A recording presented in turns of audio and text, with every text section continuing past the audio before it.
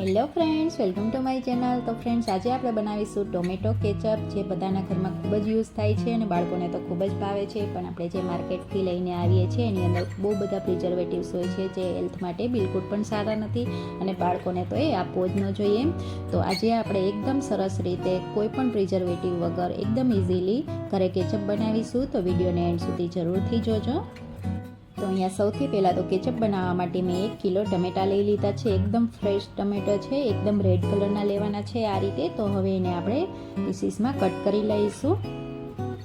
તો અહીંયા બધા ટમેટાં મેં આ રીતે કટ કરી લીધા છે. હવે એને આપણે પ્રેશર કુકરની અંદર એડ કરી દેવાના છે. ફ્રેન્ડ્સ, આપણે જે ઘરે કેચઅપ બનાવીએ એ ટમેટાં આપણે ખૂબ જ સારી ક્વોલિટીના લઈએ છીએ. તો બાળકો માટે આ રેસીપી જરૂરથી બનાવજો. તો અહીંયા પ્રેશર કુકર મેં લઈ લીધું છે. તો એની અંદર એડ કરી દઈશું બધા ટોમેટો. હવે એની અંદર હું અહીંયા 1 ડુંગળી અને 4 થી 5 લસણની કળીઓ એડ કરીશ ફ્લેવર માટે. તમે જો લસણ ડુંગળી ના ખાતા હોય તો આને સ્કીપ પણ કરી શકો છો. હવે થોડા આખા મસાલાઓ એડ કરી દઈશું ફ્લેવર માટે. તો એને પણ એડ કરી હવે થોડું એવું પાણી એડ કરીશું, વધારે પાણી એડ નહીં કરીએ. હવે પ્રેશર કુકરને બંધ કરી અને 3 થી 4 વિસલ આપણે થવા દઈશું. 3 થી 4 વિસલમાં ટમેટાં છે એકદમ સોફ્ટ થઈ જશે. તો અહીંયા 3 થી 4 વિસલ મેં કરી લીધી છે. તમે જોઈ શકો છો ટમેટાં સરસ મજાના સોફ્ટ થઈ ગયા છે. હવે જે આપણે આખા મસાલાઓ નાખ્યા હતા એને બહાર કાઢી લઈશું.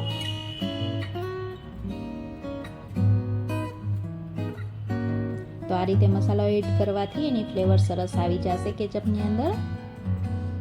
તો આ રીતે મસાલાઓ મેં બહાર કાઢી લીધા છે. હવે ઠંડા થવા દઈશું ટમેટાને. પછી આપણે મિક્સર જારની અંદર એને ગ્રાઇન્ડ કરી લઈશું. તો અહીંયા મેં મિક્સર જારની અંદર એડ કરી દીધા છે. હવે એની પેસ્ટ બનાવી લઈશું સરસ મજાની.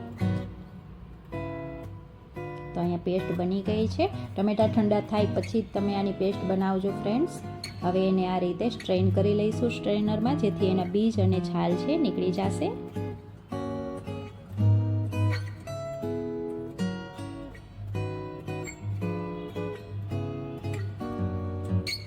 આ રીતે મેં સ્ટ્રેન કરી લીધા છે. તમે જોઈ શકો છો બીજ અને છાલ એકદમ સરસ રીતે નીકળી ગયા છે અને સરસ મજાનો આપણે પલ્પ મળી ગયો છે ટમેટાનો. હવે એને આપણે એક પેનની અંદર એડ કરી દઈશું. તો અહીંયા મેં ગેસ ઉપર એક પેન રાખી દીધી છે. એની અંદર બધો પલ્પ એડ કરી દેવાનો છે.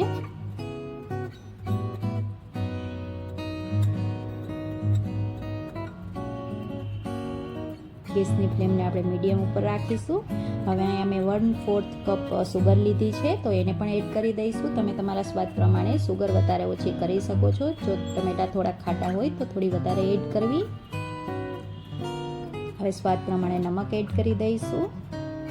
થોડું અહીંયા તીખું લાલ મરચું મેં એડ કરેલું છે. જો તમે બાળકો માટે બનાવતા હોય તો લાલ મરચું છે એ પ્રમાણમાં એડ કરવું. થોડી મેં મરીનો પાવડર લઈ લીધો છે, તો એને પણ એડ કરી દઈશું. બધી વસ્તુ આ રીતે મિક્સ કરી દઈશું.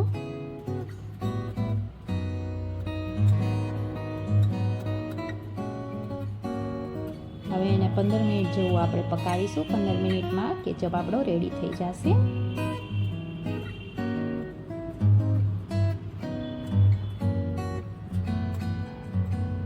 તો આ રીતે વચ્ચે વચ્ચે ચલાવતા જઈ અને આપણે પકાવી લઈશું સરસ રીતે. પલ્પની અંદર જે પાણી હોય એ બળી જાય ત્યાં સુધી આપણે એને પકાવવાનો છે.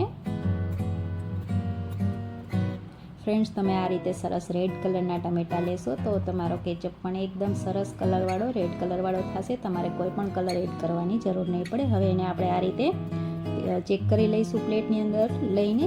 પાણી છૂટું ના પડવું જોઈએ નીચેથી. તો અહીંયા આપણો કેચઅપ બની ગયો છે. તો અહીં ગેસની ફ્લેમને ઓફ કરી દઈશું અને કેચઅપને આપણે ઠંડો થવા દઈશું. ઠંડો થઈ ગયા પછી અહીંયા એરટાઇટ કન્ટેનરની અંદર આપણે ભરી લેવાનો છે. તો આ રીતે એરટાઇટ કન્ટેનરની અંદર હું ભરી દઈશ.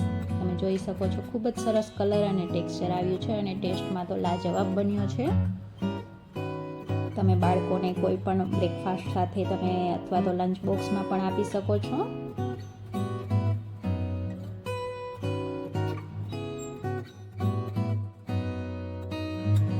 અને આને તમે ફ્રેન્ડ્સ આરામથી 3 મહિના ફ્રીજની અંદર સ્ટોર પણ કરી શકો છો.